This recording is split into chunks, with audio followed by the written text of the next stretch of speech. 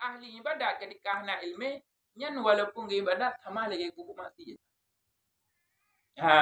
Cuman urang na ilmu ke pupuk mati ji tapi lagi haba bunuh selama hana ga akui nyan iaitu kejut maka yang hana murtad.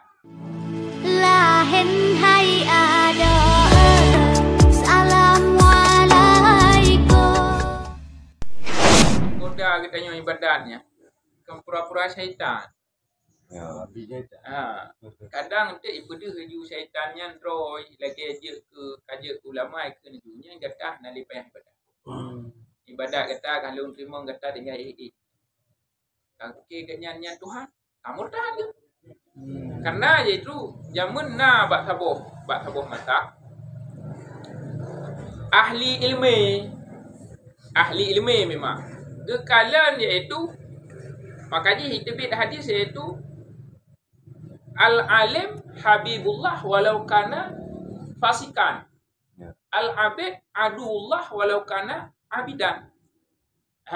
Jadi kena pegang orang malim yang tetap berkira kekasih Allah walaupun tak yang fasik. Dan orang yang ahli ibadat tetap berkira ke musuh Allah walaupun tak yang orang ibadat.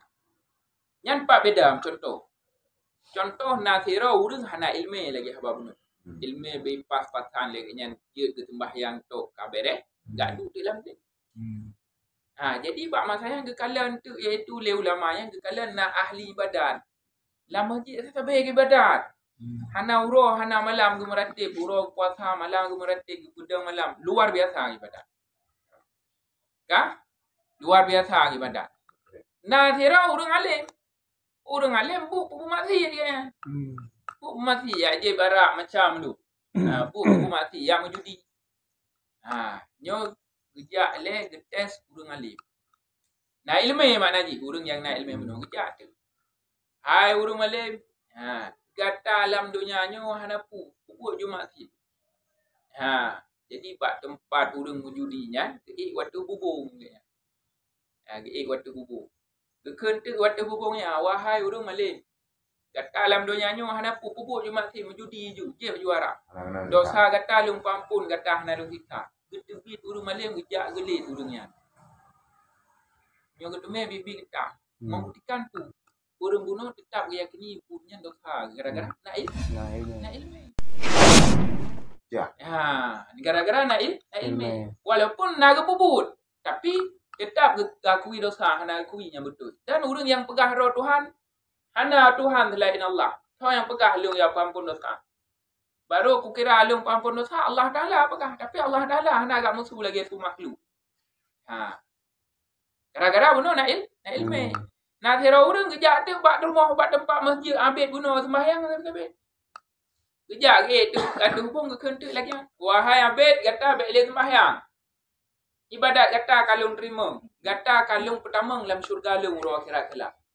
Udah habisnya dia Allah tenang tak lung kan terima ibadat lung. Lung hana le payah ibadat, nyu berarti lung hana le ibadat. Ana gelik orang yang ni. Kamu tak? Kamu? Nyahinan gini pegah iaitu orang ahli ibadat ketika hana ilmu nyan walaupun ke ibadat sama lagi pupuk mati. Cuman orang na ilmu ke pupuk mati ji tapi lagi haba bunuh selama hana ga akui nyan iaitu kejut maka yang hana murtad. Hana murtad je. Maksudnya orang contoh tungku je dah ke. Tungku ke main chip. Tungku bak geduk bak kedai ketiga-tiga chip tungkunya. Tungku ke yang na ilmu dijak buat kan 10 tahun, 15 tahun. Kagak tu mubut. Tapi ketiga chip. Nyan dosa. Kebut gat nyan dosa. Tapi selama hana akui nyan halil, maka agaknya tetap han murtad. Tapi bak surah hana urang jino urang kampung. Gatnya hana main chip. Tapi dah yang hakipah main chipnya. Apa main ju halilnya. Gatnya hana main tapi kepegang halil main chip. Murtad. Bukan karena diakui barang yang ada. Judi tu bang. Judi perkara daruri hana payah fikir lehnya judi bukan.